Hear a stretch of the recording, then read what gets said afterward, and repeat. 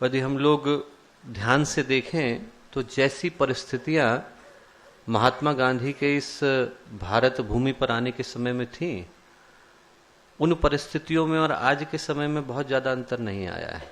ये ठीक बात है कि हम लोग भौगोलिक स्वतंत्रता को, राष्ट्रीय स्वाधीनता को प्राप्त कर चुके हैं, पर अभी नैतिक स्वाधीनता, सांस्कृतिक स्वाधीनता, आत्मिक स्वाधीनता, उसको प्राप्त करने के लिए युद्ध को करना भी शेष है।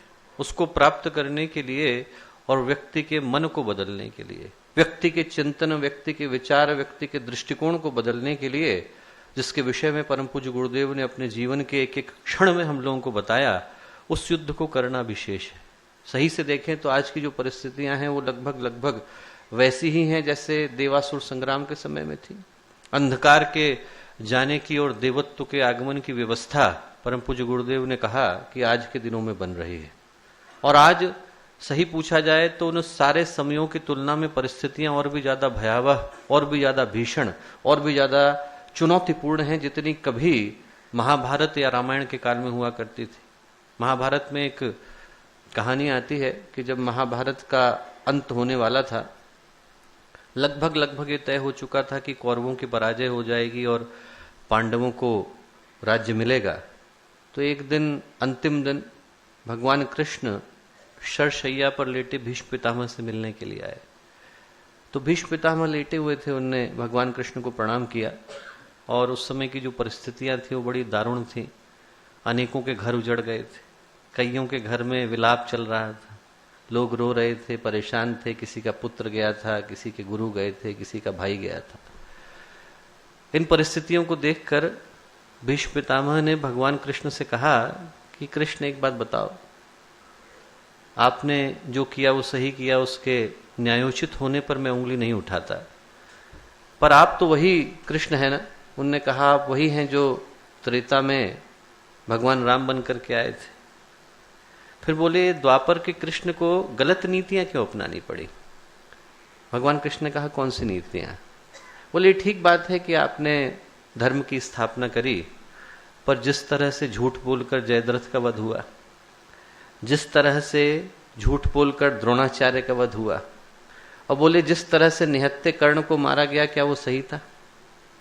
उनने भगवान कृष्ण से पूछा कि क्या इसके माध्यम से हम समाज को गलत सोच नहीं दे रहे हैं?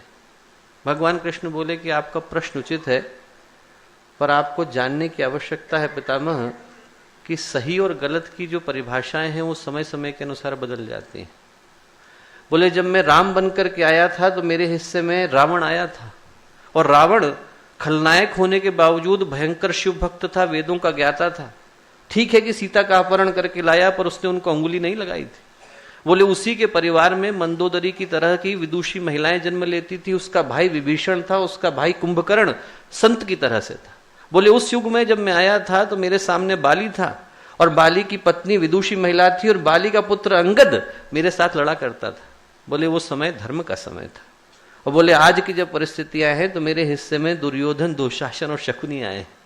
मुझे अपनी परिभाषाओं को बदलने की आवश्यकता है।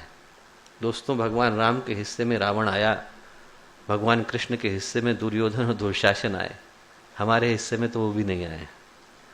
हमारे हिस्से में तो और भी ज्यादा विकराल परिस्थितियां हैं, और इन परिस्थितियों से जूझने के लिए जब युद्ध बाहर के कुरुक्षेत्र में नहीं लड़ा जा रहा, आदमी के मन में लड़ा जा रहा है, तो आदमी को माँ गायत्री की ऊर्जा का एक सशक्त प्रहार करने की आवश्यकता है।